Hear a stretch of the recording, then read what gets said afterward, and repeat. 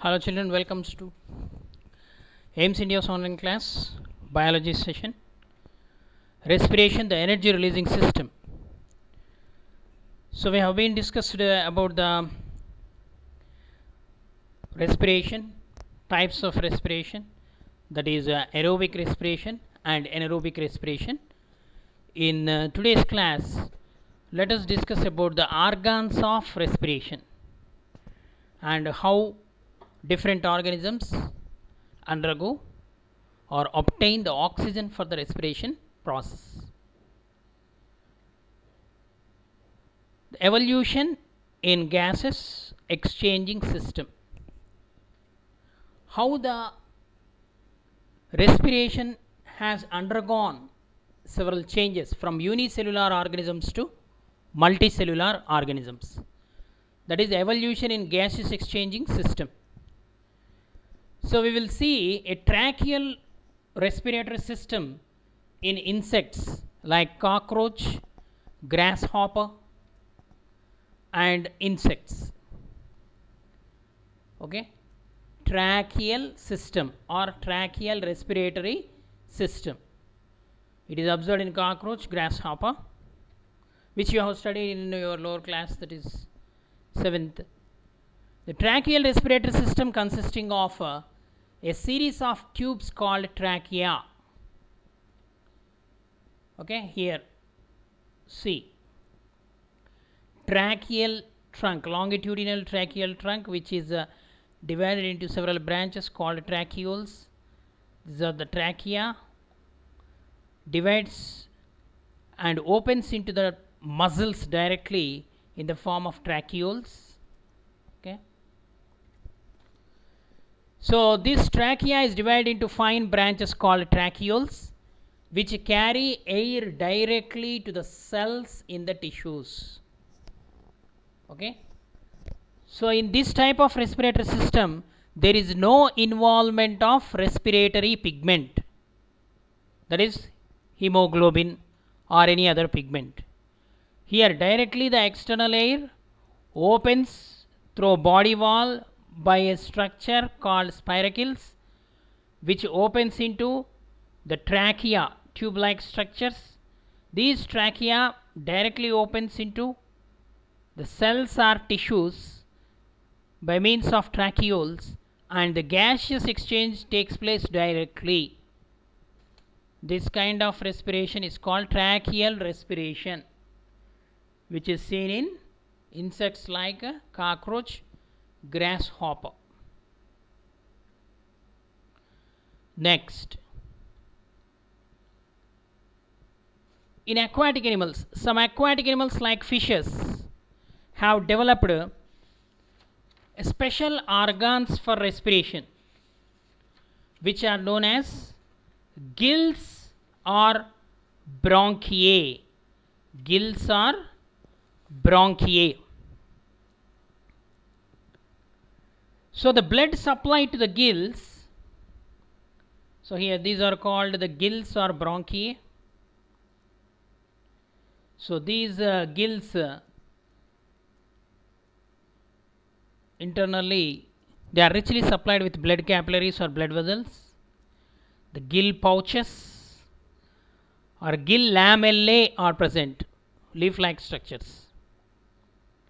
Okay, these gills are exposed to outside directly in cartilaginous fishes, but in bony fish or teleost fish they are covered by means of operculum.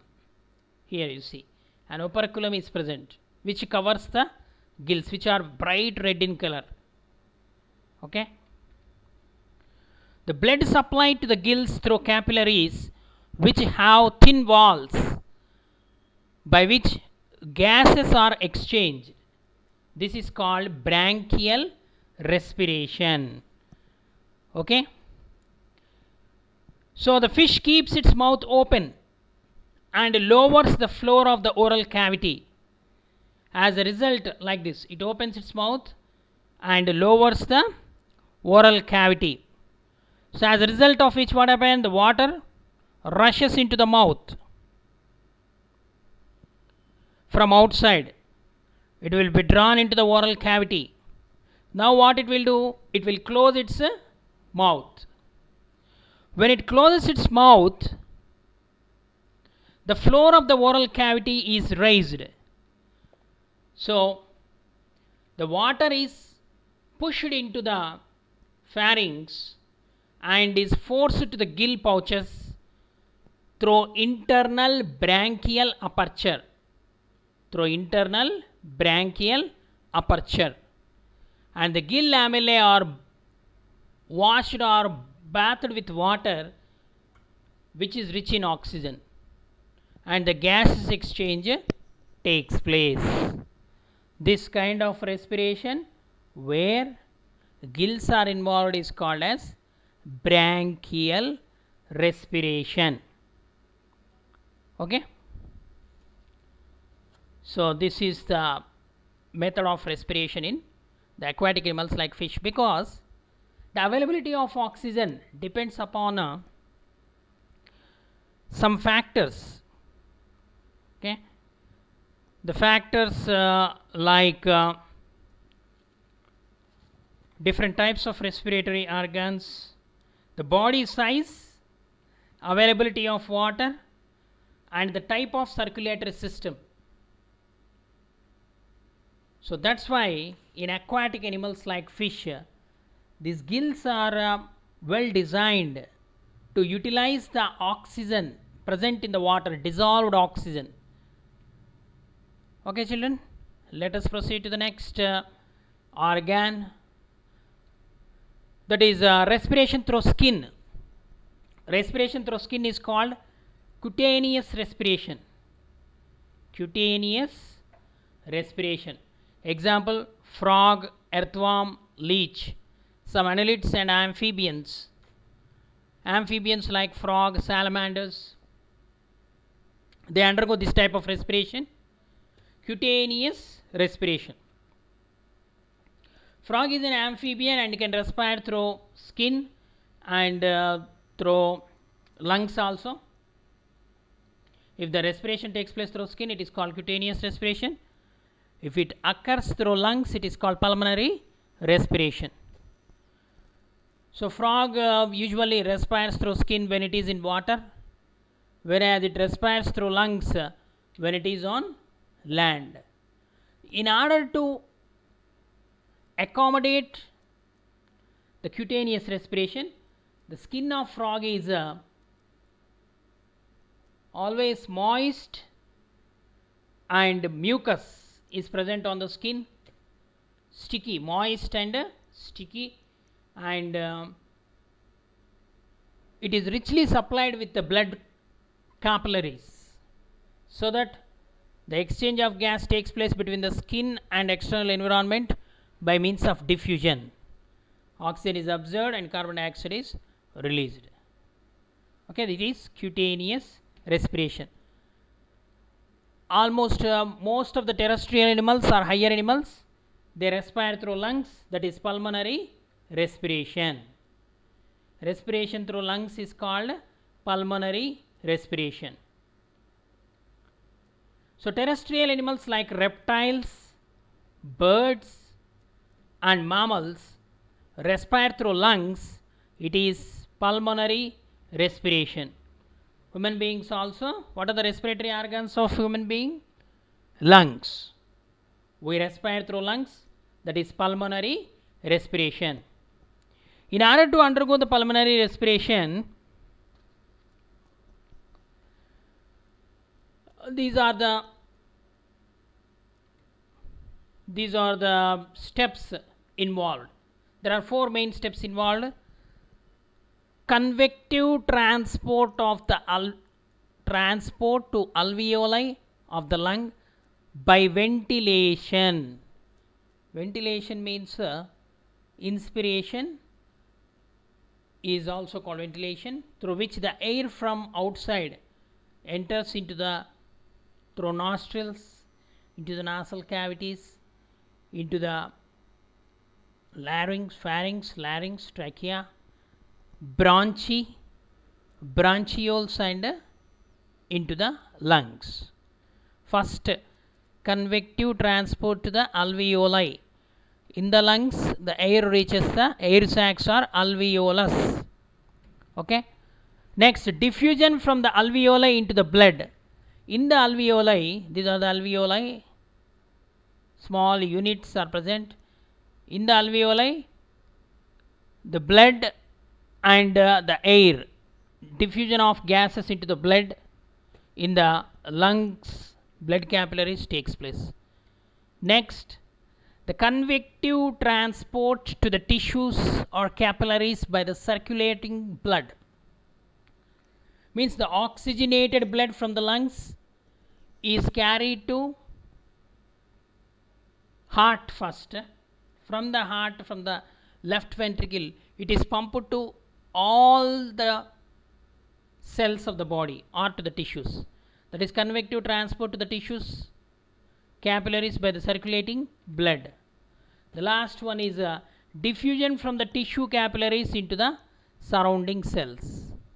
From the capillaries, blood capillaries, it is supplied to each and every cell, where it combines with the oxygenation of the food material takes place, or biological oxidation or cellular respiration takes place, and carbon dioxide is released. So the respiration through lungs, it is the external respiration, then internal or tissue respiration, then cellular respiration. Okay. Next, respiration in plants. You already know about the stomata in the leaves, where gaseous exchange takes place in plants.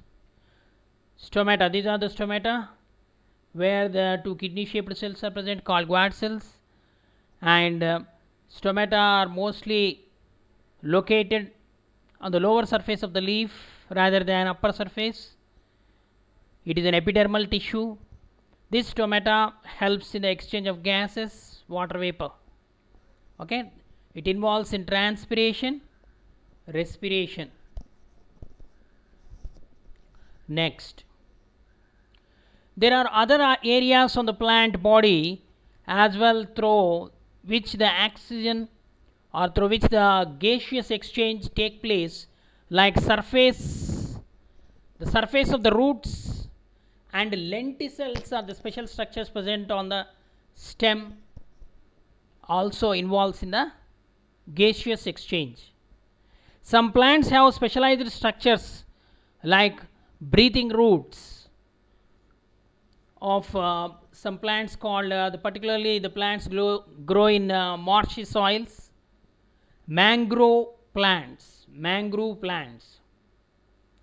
as well as the tissue in the orchids that produces the oxygen is also required by the plants to produce energy, and carbon dioxide is released.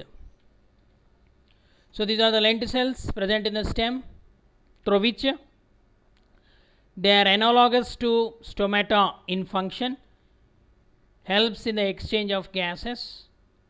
The carbon dioxide diffuses inside, and the oxygen diffuses inside, and carbon dioxide leaves. Okay. So depending upon the concentration of these gases, the exchange of the gases takes place. So this is by means of diffusion. Okay. Next, the conduction within the plants. The stomatal openings lead to a series of the spaces, means internal structure of the leaf is also plays a very important role in the process of respiration and photosynthesis. The stomatal opening lead to a series of spaces between the cells inside the plant, which form a continuous network all over the plant, like this. The spaces are very large in the leaves, much smaller in other parts of the plant. So that is the structural organization of the leaf. The air spaces are lined with water, where the oxygen is dissolved in this and passes through the porous cell walls into the cytoplasm. The oxygen dissolved in that water and it is passed through the porous cell walls into the cytoplasm of the cells. And in the cells, the sugar is broken down into carbon dioxide and water, means that is the respiration process, cellular respiration. The sugar is broken down into carbon dioxide and water with the liberation of energy, and the carbon dioxide passes out into the air spaces by again in the similar fashion. Okay, through the stomata, oxygen enters inside and again carbon dioxide leaves. Okay, so this is the structural organization of the leaf, where more air spaces are present. These are the stomata, are the openings through which the air enters inside and leaves out. Okay, there is a water film in the spaces or intercellular spaces or gap. So there is a water film where the oxygen dissolves in that water film and that is carried to the cells or transported to the cells where the exchange of gases takes place and the respiration process occur. Sugars broken down into carbon dioxide and water. Again the carbon dioxide will diffuse out in the similar fashion. Okay, let us know more. The conduction within the plant. The whole system works by diffusion. As the oxygen is used up by the cells, a gradient develops between the cells and the air in the spaces, a concentration gradient. When the concentration of oxygen decreases, the more oxygen enters inside and it dissolves in that water film and again reach. When the carbon dioxide concentration increases, the carbon dioxide will diffuses out. So depending upon the concentration, from high concentration to low concentration, the movement of molecules or ions takes place until the concentration becomes equal on both sides. It is called the diffusion. It is a physical process. It occurs naturally. No need of supplying of external energy or no energy is used in this process. It is a physical process. Okay, children. Similarly, between the air in the spaces and the air outside the stomata and lenticels, so depending on the concentration, the oxygen passes in and carbon dioxide passes out. In the same way, the more carbon dioxide is released by the cells, a gradient occurs in the reverse direction and it passes out to the external environment. Means the process of exchange of gases takes place in the plants by a diffusion, by the phenomenon diffusion. Okay, children. So here some activities. Before going to this activity, the whole system of diffusion, as the oxygen is used up by the cells, a gradient develops between the cells. So this is the exchange of gases. So aeration of roots, another one. So the aeration of roots, most of the plants can aerate. Aerate means entry of air inside their roots by taking in the oxygen through the lenticels or through the surface of their root hairs. Because the root hairs walls are also very thin, they obtain oxygen from the air spaces existing between the soil particles. So roots absorb the air trapped between the soil particles. But the plants which have their roots in very wet places or marshy places, such as ponds or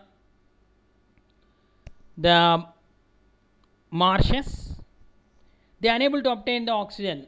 So they adapted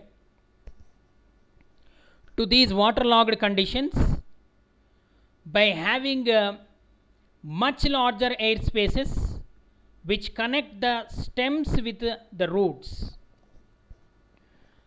So it is convenient for making diffusion from the upper parts much more efficiently, isn't it, children? Such type of roots in these marshy plants like mangroves are called aerial roots. Aerial roots.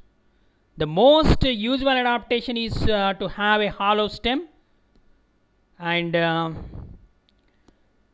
the problem of air transport is more difficult for the trees, not many with their roots permanently in water.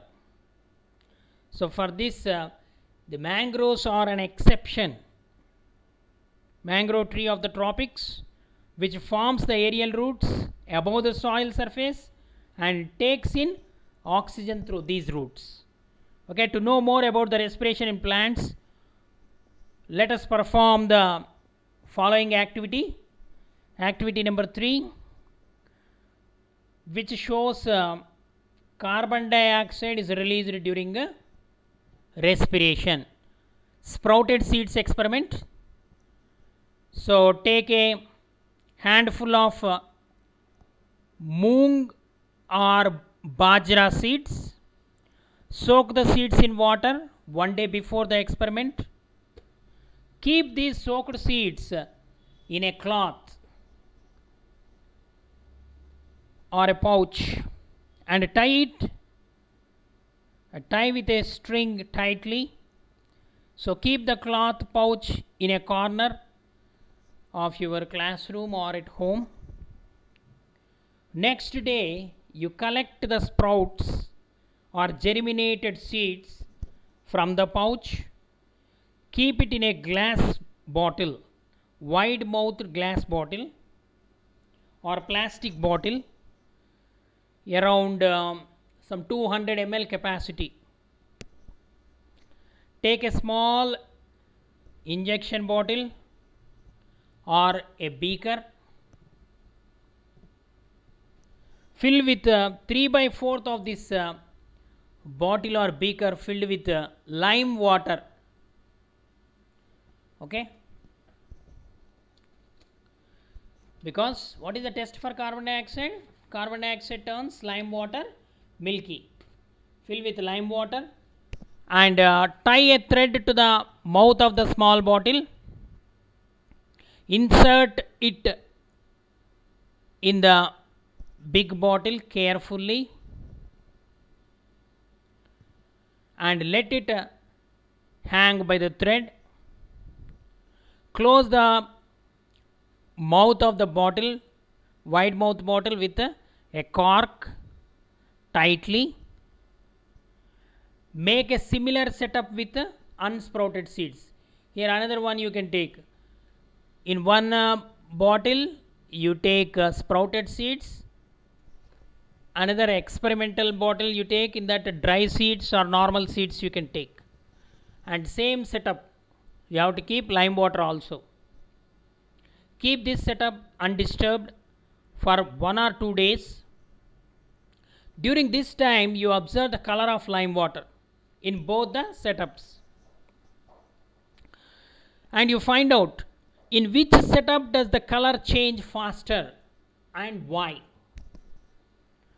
Obviously, the bottle with the sprouted seeds, as the respiration is very fast in the sprouted seeds, enzymes are activated, so carbon dioxide is released, lime water turns milky white. Okay, children. And another bottle where dry seeds or normal seeds are kept, there also some respiration activity takes place because of the moisture inside the closed bottle. Lime water turn less milky. Okay, this indicates that the carbon dioxide is produced during the respiration. In germinating seeds, more respiration occur, more CO2 is released. So another activity with the same sprouted seeds to test the whether heat is produced during respiration or not. So activity number 4, take the sprouted seeds. In a similar manner, one day before you have to prepare the sprouted seeds. which are prepared for the above activity. Same here, you need a thermos flask is required, and remove the lid and prepare a cork, one hole rubber cork, through which you can insert a thermometer. Take care that the bulb of the thermometer should dip in the sprouts. Okay, close the flask with this tight fitting cork like this. No gap should be, no external air should enter inside. So record the temperature in the beginning. Every 2 hours you can observe. You are advised to do this for at least 24 hours. Okay, every 2 hours you have to take the reading in the thermometer. So make a graph by using your observation. Is there any increase in temperature? Definitely. So these experiments you can perform in your school laboratory also. So as the sprouted seeds, as the enzymes are active, it undergo the respiration. During respiration, some energy in the form of heat is produced. The temperature slowly or gradually will increase. By 24 hours it will increase. Okay. Does the temperature increase steadily, or does it abruptly increase at a time of the day? Okay, it increases steadily. Where does the heat come from? The heat comes from the germinating seeds because of the respiration process. Okay. So let us study the final concept of this lesson: photosynthesis versus respiration. The plants carry out photosynthesis, which means that they produce their own food from atmospheric carbon dioxide using the light energy from the sun. What is that process?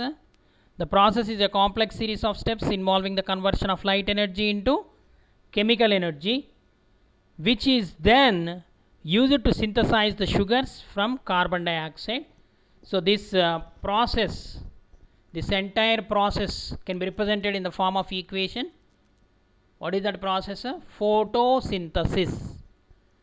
So it's a general equation: carbon dioxide plus water in the presence of light energy and chlorophyll produce sugar. This is a general formula of sugar: CH2O taken n times. Oxygen is released during this process. Okay. So what is the complete equation of photosynthesis? 6CO2 plus 12H2O in the presence of light, sunlight and chlorophyll produces C6H12O6 plus 6O2 plus 6H2O. That is a complete equation of photosynthesis. Once these sugars are produced, the sugars can be used for the process of respiration to provide energy to run remaining life process, because energy is the capacity to do work. So as the sugars are produced, those sugars are broken down to release the energy in the process of respiration. Respiration, as we know, it is not just the exchange of gases. It is the process of breakdown of complex food molecules or a catabolic process to produce chemical or potential energy. This can be summarized with by an equation. That is, so what we have produced here, the sugar is produced, no? The same sugar in the presence of oxygen, carbon dioxide, it breaks into carbon dioxide and water, during which the energy is produced. Here heat energy is produced and some metabolic energy in the form of ATP is produced, which is used for different purposes. The photosynthesis and respiration appear to be equal and opposite. They are opposing reactions, but both have very different biochemical pathways and are very much essential for a plant's metabolism. Okay, photosynthesis takes place in the chloroplast to produce sugars or starch and other carbohydrates for the plant's metabolic needs. But the cellular respiration, it takes place in the mitochondria, where these carbohydrates are burned to produce chemical energy to function at the cellular level. Okay, during daytime the rate of photosynthesis is usually higher than that of respiration, while at night it is just reverse in most of the plants. Okay, the respiration as well as the photosynthesis is affected by several factors such as temperature, humidity, light intensity. They are called the limiting factors. Okay, they seem to affect the ratio of photosynthesis and respiration in plants. Okay, children, photosynthesis is the anabolic process or constructive process. Respiration is the catabolic process or breaking down process. Okay, children, I hope you understood the lesson. Please read the textbook. Thank you for watching our video. Please subscribe our channel and press the bell icon to receive latest updates.